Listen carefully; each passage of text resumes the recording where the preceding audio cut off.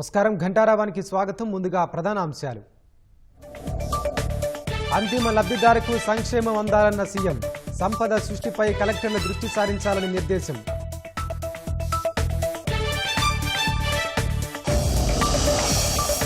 April తొలి వారంలో mega DSC notification. June నాటికి నియామకాలు పూర్తి చేస్తామన్న సీఎం.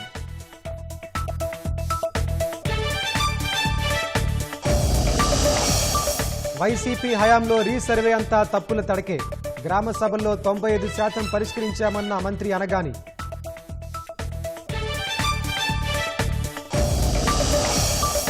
పురపాలికల్లో ఆస్తి పన్ను బకాయిలపై వడ్డీ మాఫీ. ఈ నెల 31లోగా చెల్లిస్తే 50% మేర తగ్గింపు.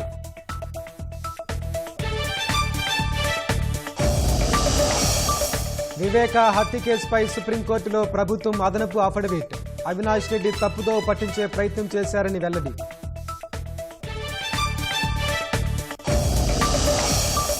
ఆన్లైన్ అడ్వర్టైజ్మెంట్లపై 6% డిజిటల్ పన్ను తొలగింపు. 35 ప్రభుత్వ సవరణతో ఆర్థిక బిల్లు 2025కు లోక్సభ ఆమోదం. ఏప్రిల్ 2 నుంచి అమల్లోకి ట్రంప్ ప్రతిపాదిత సుంకాలు. ప్రభావం తగ్గించడానికి భారత ప్రభుత్వం ప్రయత్నాలు.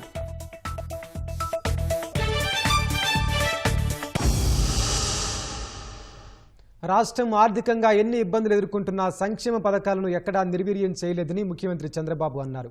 సంపద సృష్టిస్తేనే సంక్షేమానికి ఖర్చు చేయగలమన్న సీఎం ఆ దిశగా కలెక్టర్లు దృష్టి సారించాలన్నారు. స్వర్ణాంధ్ర 2047 విజన్ రూపొందించుకుని పనిచేయాలన్నారు. సచివాలయంలో నిర్వహించిన కలెక్టర్ల సదస్సులో వివిధ అంశాలపై సీఎం దిశానిర్దేశం చేశారు.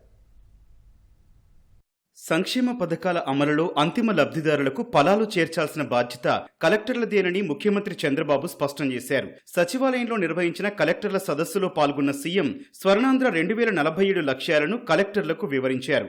జాతీయ రహదారులు, రైల్వే స్టేషన్ల అభివృద్ధి పనులు కేంద్ర ప్రభుత్వాని వంటూ నిర్లక్ష్యం తగదన్నారు. రెవెన్యూ రాబడులు గణనీయంగా పెంచాలని, పెండింగ్ బకాయిలపై దృష్టి సారించాలని సీఎం దిశానిర్దేశం చేశారు. జీఎస్డీపీ, జీవీఏలతో పాటు తలసరి ఆదాయాన్ని పెంచాలన్నారు. 15% వృద్ధి రేటు సాధించడమే లక్ష్యంగా కలెక్టర్లు కృషి చేయాలని సీఎం ఆదేశించారు. ఎన్నికల్లో చెప్పాం, మళ్లీ చెప్తున్నా, సంక్షేమం, అభివృద్ధి, సుపరిపాలన, ఈ 3 పిల్లర్స్ పైన అనునిత్యం మీకు గుర్తుండాలి, మాకు గుర్తుండాలి. పేదరికం పోవాలంటే, ప్రజలు హ్యాపీగా ఉండాలంటే సంక్షేమ కార్యక్రమాలు తప్పవు. వెల్ఫేర్ ఎక్కడా నెగ్లెక్ట్ చేయడం లేదు. ఇక్కడ నేను మిమ్మల్ని కోరేది, ప్రభుత్వం యొక్క ఇమేజ్, వెల్ఫేర్ సక్రమంగా డెలివరీ కావాలి. టేక్ ఇట్ ఫర్ గ్రాంటెడ్ కాదు.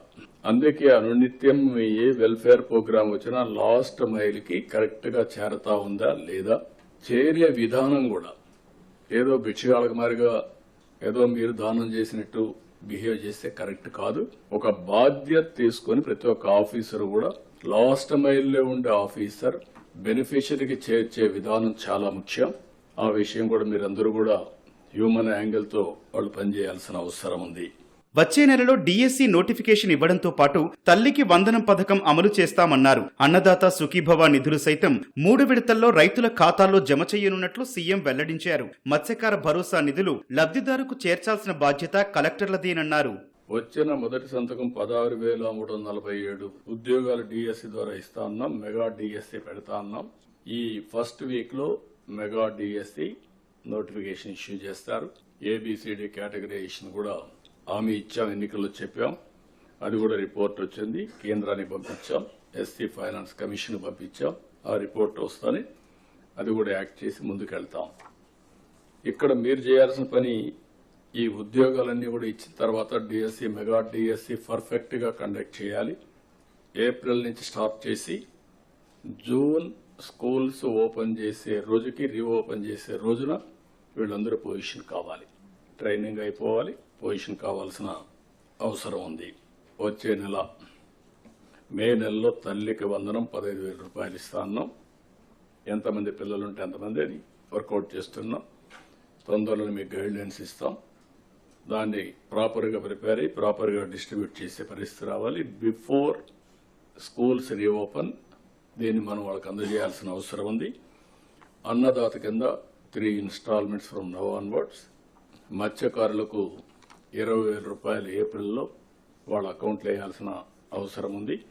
వెల్ఫేర్ విషయంలో కానీ, డెవలప్మెంట్ విషయంలో కానీ చాలా నిర్దిష్టమైనటువంటి గైడ్ లైన్స్ ఇవ్వబడతాయి. మీరు కూడా దాన్ని ముందుకు తీసుకుపోవాల్సిన అవసరం ఉంది. జిల్లాల అభివృద్ధిలో మంత్రుల బాధ్యత ఉందని అధికారులతో కలిసి ప్రణాళికలు రూపొందించుకోవాలని సీఎం సూచించారు. వాట్సాప్ గవర్నెన్స్ లో త్వరలోనే మరికొన్ని సౌకర్యాలు అందుబాటులోకి తీసుకురానున్నట్లు చంద్రబాబు తెలిపారు. జిల్లాలో ప్లానింగ్ బోర్డు మినిస్టర్స్ ఉన్నారు, ఈ సైడ్ మినిస్టర్స్ కూర్చున్నారు. వాళ్ళు కూడా గుర్తుపెట్టుకోవాలి, ఇది మాకేం సంబంధం లేదు, ఇదేదో కలెక్టర్స్ కాన్ఫరెన్స్ కాబట్టి మేము కూడా గమనుండొచ్చు అంటే కరెక్ట్ కాదు. Planning board chairman, collectors responsibility ఆ జిల్లా ప్రోగ్రెస్. వాట్సాప్ గవర్నెన్స్ లో ఏ సర్వీస్ కావాలన్నా వాట్సాప్ గవర్నెన్స్ చేసుకోవచ్చు. అది డౌన్లోడ్ చేయడం తెలియకపోతే మెసేజ్, నా పేరిది, నా ఊరిది, నా ఇల్లుది, నాకు కరెంట్ రావడం లేదు, లేకుంటే నాకు సర్టిఫికేట్ కావాలి, it will be converted into AI ద్వారా కన్వర్ట్ చేస్తుంది. ఆటోమేటిక్ గా సమస్య పరిష్కారమే మళ్ళీ ఇన్ఫర్మేషన్ ఇస్తాం. That also they are doing some trials. Next week complete చేస్తారు, అది కూడా వస్తుంది. నిన్న మేము చేసుకున్న ఒప్పందం మళ్ళీ బిల్ గేట్స్ తో 4 విషయాలు చేసుకున్నాం. ఒకటి health, preventive, real time monitoring, curative. రెండోది అగ్రికల్చర్. అగ్రికల్చర్ లో టోటల్ టెక్నాలజీ మోడర్నైజేషన్ చేసి ఏఐ ద్వారా రియల్ టైమ్ లో సొల్యూషన్స్ ఇవ్వడం. మూడోది ఎడ్యుకేషన్. 4వది గవర్నెన్స్. ఈ 4 విషయంలో బిల్ గేట్స్ వాళ్ళ ఫౌండేషన్స్ తో, గేట్స్ ఫౌండేషన్ తో ఒక ఎంఓయూ చేశాం. అది కూడా తొందరలోనే అమలు చేస్తాం. That is the best knowledge, best people globally ఎవరున్నారో వాళ్ళందరినీ ఇంటిగ్రేట్ చేసి ఇవన్నీ చేస్తున్నాం. మున్సిపాలిటీలో ఒక్క ఫిర్యాదు కూడా రానప్పుడే ఆ శాఖ సక్రమంగా పనిచేసినట్లని ఆ దిశగా ప్రయత్నాలు చేయాలంటూ మంత్రి నారాయణకు సీఎం సూచించారు. పేదలకు ఇంటి స్థలాలు ఇవ్వడంపైన కలెక్టర్ల సదస్సులో చర్చించారు. గ్రామీణ ప్రాంతాల్లో 3 సెంట్లు, పట్టణ ప్రాంతాల్లో 2 సెంట్లు ఇంటి స్థలం ఇవ్వాలనేది ప్రభుత్వ ఎజెండా అని స్పష్టం చేశారు. వచ్చే 5 ఏళ్లలో అర్హులందరికీ ఇళ్లు మంజూరు చేసేందుకు ప్రయత్నం చేయాలని సీఎం సూచించారు. రెవెన్యూ సమస్యల సత్వర పరిష్కారానికి చర్యలు తీసుకోవాలని, వాటిని క్లిష్టతరం చేయొద్దని కలెక్టర్లకు సూచించారు. భూమి ప్రజలకు సంబంధించిన సున్నితమైన అంశమని, దానిని క్లిష్టతరం చేసి ప్రజల ఆగ్రహానికి గురి కావద్దని కలెక్టర్లను హెచ్చరించారు. ఇక్కడికి వచ్చినప్పుడు మున్సిపల్ అడ్మినిస్ట్రేషన్ నాకు ఎట్టే పరిస్థితిలో ఇట్ ఈస్ ఒక ఛాలెంజ్. మంత్రి గారు చెప్తున్నా, 0 కంప్లైంట్స్ వచ్చిన రోజున మీరు మీ డిపార్ట్మెంట్ పనిచేసినట్టు. అంతవరకు మీరు ఎన్ని మాటలు చెప్పినా, ఎన్ని కలెక్టర్స్ కాన్ఫరెన్స్ పెట్టినా, మీరు ఎన్ని మాట్లాడినా అది తీరి అవుతుంది. Be clear. As on today, there is a problem. We have to realize it is a complicated, it is a complex. But ఆ చిక్కుముడులు విడదీసి మళ్ళీ ట్రాన్స్పరెన్సీ తేవాల్సిన బాధ్యత మన మీద తీసుకొస్తాం. దాన్ని కూడా వర్కౌట్ చేయాల్సిన కోరుతున్నా. భూ సమస్యల పరిష్కారంపై కలెక్టర్లు మరింతగా దృష్టి సారించాలని రెవెన్యూ శాఖ మంత్రి అనగాని సత్యప్రసాద్ కలెక్టర్లను కోరారు. భూముల రీసర్వేలో వైసీపీ ప్రభుత్వం చేసిన తప్పిదాల్లో 95% సమస్యలకు కూటమి ప్రభుత్వం పరిష్కారం చూపిందని వెల్లడించారు. మళ్లీ పగడ్బందీగా రీసర్వే జరిపి రైతులకు కొత్త పాస్ పుస్తకాలు అందిస్తామని స్పష్టం చేశారు. రీసర్వే అనేది మీ అందరికీ తెలుసు. స్టాండర్డ్ ప్రాసెస్ అనేది అది 3 స్టేజీలో 27 సబ్ స్టేజెస్ లో ఉన్నటువంటి పరిస్థితి. ప్రీ సర్వే యాక్టివిటీ కానీ, గ్రౌండ్ ట్రూతింగ్ కానీ, అలాగే బౌండరీ డిస్ప్యూట్స్ కానీ, అపీల్స్ అండ్ ఫైనలైజేషన్ నోటిఫికేషన్ కానీ, కంప్లీషన్ ఆఫ్ సర్వే కానీ, ఇట్లా దాంట్లో ఒక 27 సబ్ కేటగరైజేషన్ చేసుకోవాల్సిన పరిస్థితి మనకు ఉంది. కానీ అవన్నీ కూడా చేయకుండా కేవలం తొందరపాటుదనంతో ఎవరు అక్కడ నుంచుంటే వారి పేరే రాసి రీసర్వేలో చాలా తప్పులు దొరక చేసినటువంటి పరిస్థితి మనం చూసాం. అందుకని మనకు 2,79,000 ఫిర్యాదులు అందినాయి. అన్ని కూడా గ్రామ సభలు పెట్టి 95% మనం పూర్తి చేశాం. ఏదైతే పీజీఆర్ఎస్ లో కూడా వస్తా ఉన్నాయో దాదాపుగా 5 లక్షల గ్రీవెన్స్ లో దాంట్లో కూడా 80% చేశాం. కాకపోతే అవి క్వాలిటీ డిస్పోజల్ వైపు వెళ్లే దిశగా ఉండాలని చెప్పేసి గౌరవ ముఖ్యమంత్రి గారు ఎల్లప్పుడూ కూడా చెప్తా ఉన్నారు. 60 రాళ్ల పైన ఉన్నటువంటి ఆ బొమ్మలు కూడా, ఎందుకంటే గత ప్రభుత్వం అని చెప్పారు 700 కోట్ల రూపాయల బొమ్మలకు పాస్బుక్లకి ఖర్చు పెట్టింది. పాస్బుక్లు కూడా నూతనంగా, ఎందుకంటే మనం రీసర్వే ఏదైతే మళ్ళీ పగడబందీగా చేశామో, బ్లాక్ సిస్టమ్ పెట్టుకుని 2 విలేజ్ సెక్రటరీలను, వీఆర్ఓలని ఒక పగడబందీగా యూనిట్ గా చేసుకుంటూ రోజుకి 20 ఎకరాలు చేసే విధంగా చేస్తా ఉన్నాం. ఇప్పుడు బాగా జరుగుతా ఉంది. అందుకని మనకు అందుకే ఏ ఇబ్బంది కూడా రావట్లేదు. పెండింగ్ కేసెస్ కి ఎప్పుడు కలెక్టర్ గారికి ఫోన్ చేసినా కూడా either is going to court to attend contempt of court, లేకపోతే ల్యాండ్ డిస్ప్యూట్ ఇష్యూ మీద చాలా ల్యాండ్స్ ఉన్నాయి కాబట్టి మీరు కంటిన్యూస్ గా 2 months కో 1 month కో ఒక మీటింగ్ పెట్టుకుంటే దాని పరిష్కారానికి కూడా తప్పకుండా వెళ్తుందని చెప్పేసి కూడా నా యొక్క సలహా. సీఎం ఆలోచనలో క్షేత్రస్థాయిలో అమలు చేసే బాధ్యత కలెక్టర్లదేనని ఆర్థిక మంత్రి పయ్యావుల కేశవ్ స్పష్టం చేశారు.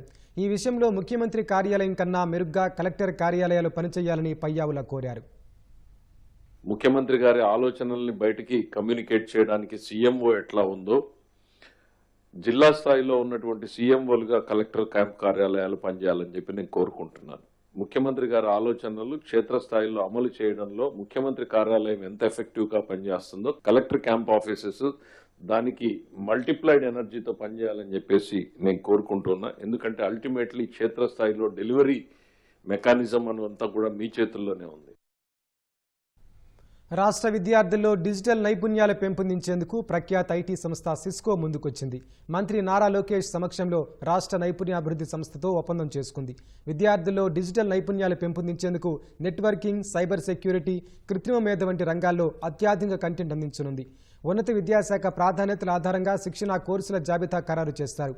ఉన్నత విద్యా సంస్థల్లో విద్యనభ్యసించే విద్యార్థుల్లో నైపుణ్యాభివృద్ధి, వృత్తి విద్యను ప్రోత్సహించడమే ఈ ఒప్పందం ముఖ్య ఉద్దేశమని అధికారులు తెలిపారు. దాదాపు 50,000 మందిలో నైపుణ్యాభివృద్ధికి సిస్కో సహకారం అందిస్తుందని వెల్లడించారు. సిస్కోతో ఎంఓయూ సందర్భంగా వైసీపీ హయాంలో చంద్రబాబు సహా ఇతర టీడీపీ నేతలను సోషల్ మీడియాలో దూషించిన ఇప్పాల రవీంద్రారెడ్డి లోకేష్ను కలవడం దుమారం రేపింది.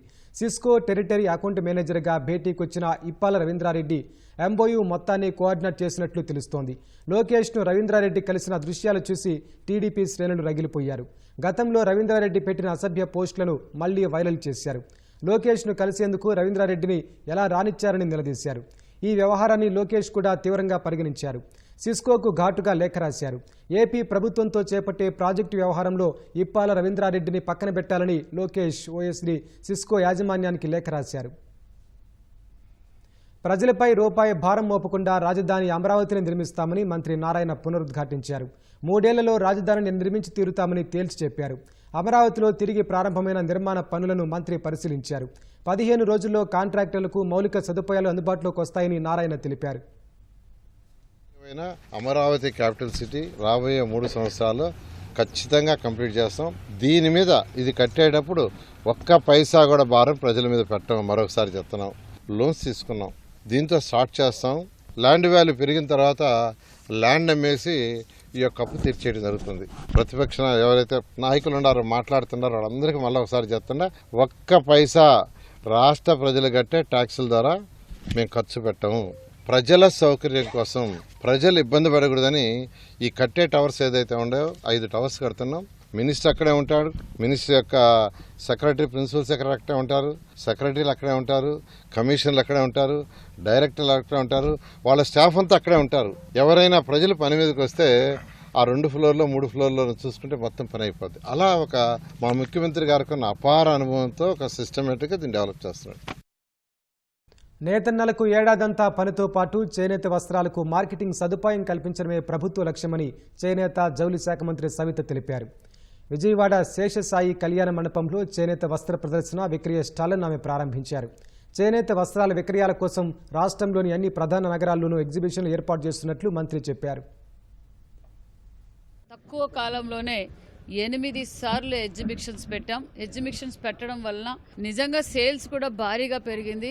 చేనేతలకు పూర్వ వైభవం తీసుకురావాలనేదే ముఖ్యమంత్రి గారు మరి నారా లోకేష్ బాబు గారి ఉద్దేశం. గతంలో 9 సార్లు కరెంటు బిల్లు పెంచడంతో చేనేతలు చాలా ఇబ్బంది పడ్డారన్న విషయం గ్రహించి పవర్ లూమ్స్ కి 500, హ్యాండ్లూమ్స్ కి 200 యూనిట్లు ఉచితం అన్నాము. అది కూడా మేము అమలు చేస్తున్నామన్న విషయాన్ని కూడా తెలియజేస్తున్నాం.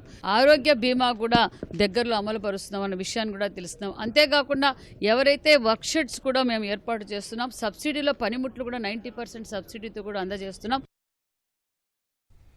పురపాలికల్లో ఆస్తి పన్ను బకాయిలపై వడ్డీ భారాన్ని సగం మాఫీ చేస్తూ ప్రభుత్వం ఉత్తర్వులు ఇచ్చింది. భవనాలు, ఖాళీ స్థలాలకు చెల్లించే ఆస్తి పన్ను బకాయిలపై వడ్డీని 50% మేర మాఫీ చేస్తున్నట్లు తెలిపింది. 2024-25 ఆర్థిక సంవత్సరంలో వన్ టైం విధానంలోనే వడ్డీ మాఫీ వర్తిస్తుందని స్పష్టం చేసింది. ఈ నెలాఖరులోగా బకాయిలు చెల్లించే వారికి మాత్రమే 50% వడ్డీ మాఫీ వర్తిస్తుందని స్పష్టం చేసింది.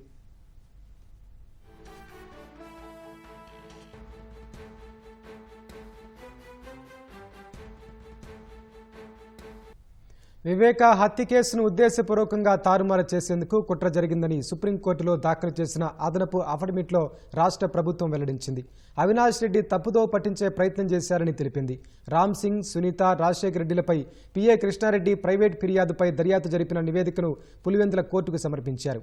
ఈ నివేదికను కౌంటర్ అఫిడవిట్తో జతచేసి రాష్ట్ర ప్రభుత్వం సుప్రీంకోర్టులో ఫైల్ చేసింది.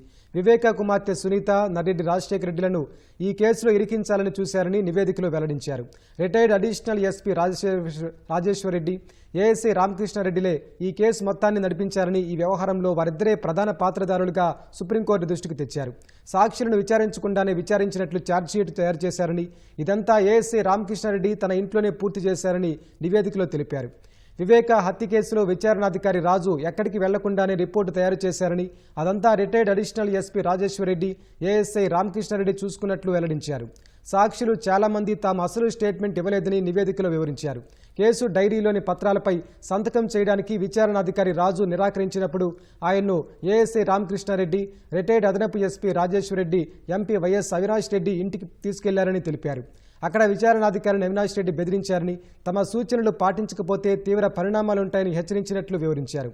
పోలీసు అధికారులతో కుమ్మక్కై వివేక హత్య కేసు నుంచి విముక్తి పొందేందుకు పన్నిన కుట్ర అని స్పష్టంగా అర్థమవుతుందని నివేదిక స్పష్టం చేసింది. పిఏ కృష్ణారెడ్డి చేసిన ఆరోపణల్లోనూ వాస్తవం లేదని తేల్చి చెప్పారు. రామ్ సింగ్ తనను హింసించి అవినాష్ రెడ్డి, ఆయన కుటుంబ సభ్యులకు వ్యతిరేకంగా వాంగ్మూలం తీసుకున్నారని కృష్ణారెడ్డి చెప్పిన మాటలో నిజం లేదని తెలిపింది. కృష్ణారెడ్డిని సిబిఐ అధికారి రామ్ సింగ్ ఎప్పుడూ విచారించలేదని, ఇందుకు సంబంధించిన సీసీటీవీ ఫుటేజీలతో పాటు పలు సాక్ష్యాలను కోర్టుకు సమర్పించారు. కృష్ణారెడ్డి చెప్పినవన్నీ కట్టుకథలేనని నివేదికలో తేల్చి చెప్పారు. కడపలో ఎమ్మెల్యే, మేయర్ మధ్య యుద్ధం ముదురుతోంది. వైసీపీ హయాంలో కడప కార్పొరేషన్లో అవినీతి ఆరోపణలపై వివరణ ఇవ్వాలని ప్రభుత్వం ఇచ్చిన నోటీసుకు మేయర్ సురేష్ బాబు సమాధానం చెప్పాల్సిందేనని ఎమ్మెల్యే మాధవిరెడ్డి స్పష్టం చేశారు. చేసిందంతా చేసి ఇప్పుడు రాజకీయాల నుంచి తప్పుకుంటారంటే కుదరదని తేల్చి చెప్పారు. అయితే టీడీపీ నేతల బండారాన్ని బయట పెడతానని, త్వరలో బాంబు పేల్చుతానని మేయర్ వ్యాఖ్యానించారు. డెఫినెట్ గా మేయర్ గారు చేసిన తప్పుకి మేయర్ గారు సమాధానం ఇచ్చుకోవాలా. దానికి సంబంధించిన తప్పు చేస్తే దానికి సంబంధించిన శిక్ష కూడా మేయర్ గారికి పడుతుంది. కడపలో కూడా చాలా మంది ల్యాండ్ కబ్జాలు చేసుకున్న ల్యాండ్ కబ్జా చేసుకున్నాం. నెక్స్ట్ 20 సంవత్సరాలకు సరిపడా మా ముని మనవాళ్ళు కూడా బతికేంత సంపాదించుకున్నామని, ఇంకా మేము సంపాదించేసుకుని ఏం పర్లేదు, ఇప్పుడు మేము రాజకీయాల నుంచి తప్పుకుంటున్నాము, అలాంటి పరిస్థితి ఏమి ఉండదు. 2024లో ఉన్నాము. చట్టాలు మారుస్తారు, అన్ని మారుస్తారు. దోచుకున్న వాళ్ళ దగ్గర దాచుకున్నదంతా మట్టంగా గల్లాపెట్ట తెరిచి తీసుకొచ్చుకొనేసి, ఇంకొకటి చెప్తాను, వీళ్ళు దోచుకున్న డబ్బులు కూడా వెనక్కి తీసుకొని జప్తు చేసుకోవాల్సిందే. నా 30 ఏళ్ళ రాజకీయాల గురించి ఎంత అవినీతి చేశానో అంత చెప్తా. వాళ్ళు ఎంత చేసింది అవినీతి నేను చెప్తా. 40 ఏళ్లలో ఆమెను అడిగిన సమాధానాలు అన్నిటికీ జవాబు చెప్పే నా దగ్గర ఉన్నాయి. ఆల్రెడీ ఇప్పటికే గ్యాదర్ చేసుకుండా మంచి బాంబు లాంటి బ్లాక్ చేసే పాయింట్స్ చెప్తా. సత్యవర్ధన్ కిడ్నాప్ కేసులో వైసీపీ నేత వల్లభనేని వంశీ రిమాండ్ను విజయవాడ ఎస్సీ/ఎస్టీ కోర్టు ఏప్రిల్ 8 వరకు పొడిగించింది. ఈ కేసులో విజయవాడ జిల్లా జైల్లో రిమాండ్ ఖైదీగా ఉన్న వంశీ సహా మరో 4 నిందితులను పోలీసులు కోర్టులో హాజరుపరిచారు. కోర్టు వారికి రిమాండ్ పొడిగించింది. జైల్లో తనకు ఫైబర్ కుర్చీ వేసేందుకు అనుమతించాలని వంశీ కోర్టును కోరారు. ఆరోగ్యరీత్యా ఇబ్బందులున్నాయని, సహచర ఖైదీల్లో ఒకరిని తన బ్యారెక్లో ఉండేందుకు అనుమతించాలని విజ్ఞప్తి చేశారు. ఇతర ఖైదీలను బ్యారెక్లోకి అనుమతించే అంశంపై కోర్టు ఆదేశాలు ఇవ్వలేదని న్యాయమూర్తి స్పష్టం చేశారు. మరోవైపు గన్నవరం టీడీపీ కార్యాలయంపై దాడి కేసులో వంశీ బెయిల్ పిటిషన్పై తీర్పును సిఐడి కోర్టు రిజర్వ్ చేసింది. వంశీకి బెయిల్ ఇస్తే సాక్షులను ప్రభావితం చేస్తారని సిఐడి వాదించింది. ఎస్ఎల్బీసీ టన్నెల్ నుంచి 2వ మృతదేహం వెలికితీశారు. ఉత్తరప్రదేశ్కు చెందిన ప్రాజెక్ట్ ఇంజనీర్ మనోజ్ కుమార్ మృతదేహాన్ని బయటకు తీసి శవపరీక్ష కోసం నాగర్ కర్నూలు ప్రభుత్వాసుపత్రికి తరలించారు. మరో 6 ఆచూకీ కోసం సహాయక చర్యలు కొనసాగిస్తున్నారు. మృతుల కుటుంబాలకు 25 లక్షల రూపాయల ఆర్థిక సాయం అందించనున్నట్లు అధికారులు తెలిపారు. సో అందరినీ ఐడెంటిఫై చేసి వాళ్ళకి సపోర్ట్గా ఒక 25 lakhs ఎక్స్గ్రేషియా కూడా మనం ఇవ్వడం జరుగుతుంది. మొదటి రోజుతో పోల్చుకుంటే మనకి ఈరోజు చాలా వరకు 4 ఎక్స్కవేటర్స్ పనిచేస్తున్నాయి. డీవాటరింగ్ సమస్య అనేది లేదు. సో కాబట్టి ఇంకా ఫాస్ట్ ఫేస్లో ఈ ఎక్స్కవేటర్స్ని యూజ్ చేసేసి ఎక్సెప్ట్ లాస్ట్ 30 meters తప్పితే మిగతా మొత్తం కూడా మనము డెబ్రిస్ రిమూవల్ చేసి ఈ మిగతా ఎవరైతే ఉన్నారో వాళ్ళందరికీ కూడా సర్చ్ ఆపరేషన్ కంటిన్యూ అవుతూ ఉంటుంది. మిగిలిన 253 మీటర్లు ఇప్పుడు 60 మీటర్లు తీసేసాం. అంటే 193 మీటర్స్ ఇంకా తీయాలి. ఈ 193 మీటర్స్లో ఉంటారనే ఆశాభావంతో మేము ఉన్నామండి, పనిచేస్తున్నాం. మేము ఒక ఎస్టిమేషన్ అయితే ఏప్రిల్ 10th వరకు అని అనుకుంటున్నామండి. ఆన్లైన్ అడ్వర్టైజ్మెంట్లపై 6% డిజిటల్ పన్ను తొలగింపు సహా 35 ప్రభుత్వ సవరణలతో ఆర్థిక బిల్లు 2025కు లోక్సభ ఆమోదం తెలిపింది. దీంతో లోక్సభలో బడ్జెట్ ప్రక్రియ పూర్తయింది. ఈ బిల్లును రాజ్యసభ ఆమోదించాల్సి ఉంటుంది. ఆ తర్వాత 2025-26కు సంబంధించిన బడ్జెట్ ప్రక్రియ పూర్తవుతుంది. ప్రస్తుత ఆర్థిక సంవత్సరం కంటే 7.4% అధికంగా 50.65 లక్షల కోట్లతో 2025-26 బడ్జెట్ను కేంద్రం ప్రవేశపెట్టింది. లోక్సభలో ఆర్థిక బిల్లుపై జరిగిన చర్చకు సమాధానమిచ్చిన కేంద్ర ఆర్థిక మంత్రి నిర్మలా సీతారామన్ కొత్త ఆదాయ పన్ను బిల్లుపై పార్లమెంటు వర్షాకాల సమావేశాల్లో చర్చ చేపట్టనున్నట్లు చెప్పారు. ఫిబ్రవరి 13న సభ ప్రవేశపెట్టిన కొత్త ఆదాయ పన్ను బిల్లు ప్రస్తుతం సెలెక్ట్ కమిటీ పరిశీలనలో ఉన్నట్లు చెప్పారు. ప్రార్థనా స్థలాల్లో విక్రయించే ప్రసాదాలకు జీఎస్టీ నుంచి మినహాయింపు ఇవ్వనున్నట్లు ఈ సందర్భంగా కేంద్ర ఆర్థిక మంత్రి తెలిపారు. అనంతరం ఆర్థిక బిల్లుకు లోక్సభ ఆమోదం తెలిపింది.